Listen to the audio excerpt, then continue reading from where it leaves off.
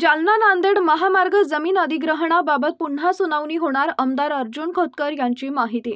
जालना नांदेड समृद्धी महामार्गासाठी जमिनीचं फेरमूल्यांकन करून बाजारभावाच्या 5 पट मावेजा द्या।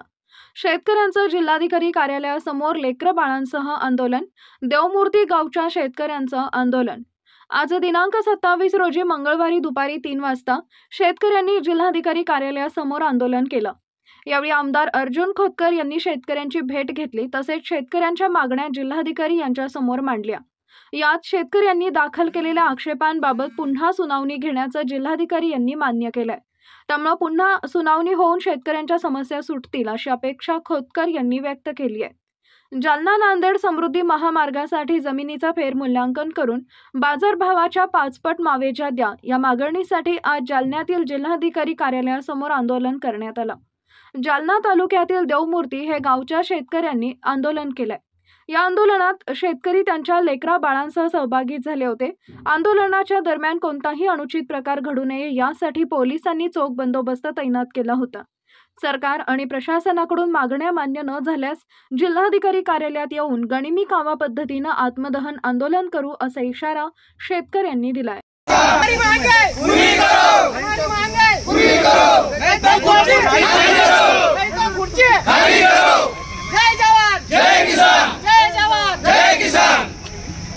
जमिनीला योग्य मोबदला मिळाला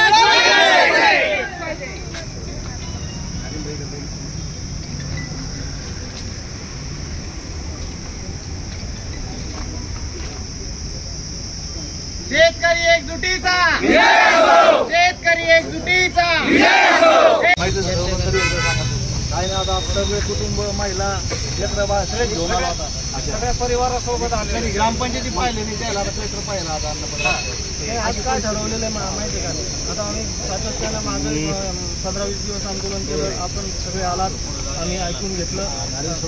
आता 26वा दिवस आहे। माझ्या इथं दुःख असताना मी सामील झालेलो आहे। आता काय माहिती का, आता भावनेचा याचा सगळं अंत झालेला आहे। आता तरीही आम्ही काय केलंय माहिती आहे का, आजही प्रशासनाला बोललो, डीवायसपी साहेब म्हणे की आम्ही तिथलं रोखणार, म्हणलं तुम्ही आत येऊ द्या, आम्ही आज काही करीत नाही आणि 8 दिवसाच्या नंतर कोणाच्या बापाचं ऐकत नाही। तर आज काय ठरवलेलं आहे माहिती आहे का, आज आम्ही निवेदन देणार आहे, नंतरच्या अर्ध्या दिवसाची काय भूमिका असणार।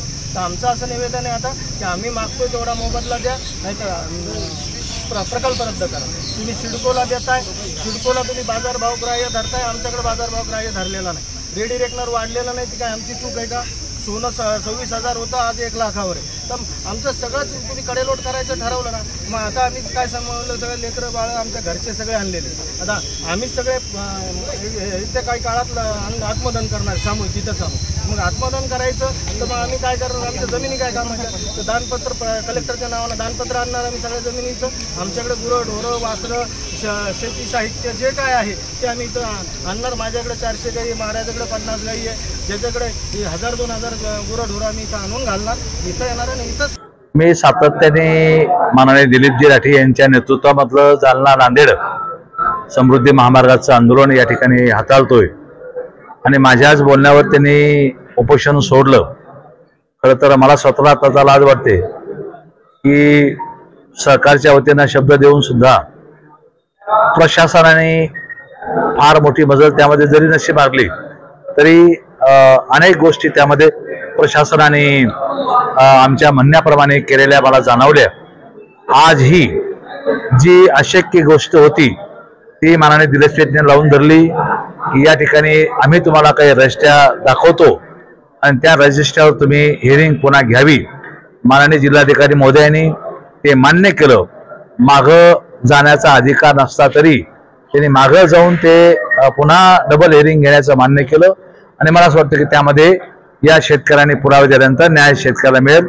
जवळपास दिलीप शेठच्या या आंदोलनामुळं 300 शेतकऱ्यांचा खूप मोठ्या प्रमाणामध्ये फायदा झाला, म्हणजे त्यांच्यावर अन्याय दूर झाला। फायदा म्हणण्यापेक्षा त्यांच्यावरचा अन्याय दूर झाला। त्यामुळं या आंदोलनाचं हे फार मोठं यश। तो राज्य सरकारच्या अखत्यारीमधला विषय, राज्य सरकार त्यामध्ये बघेल। रेडी रेकनरचे जे ठरलेले आहेत ते ठरलेले रेट आहेत, परंतु यांचा आग्रह होता की ज्या पद्धतीनं विशेष बाब म्हणून तुम्ही सिडकोला केलेलं आहे त्या पद्धतीनं हे आम्हाला केलं पाहिजे।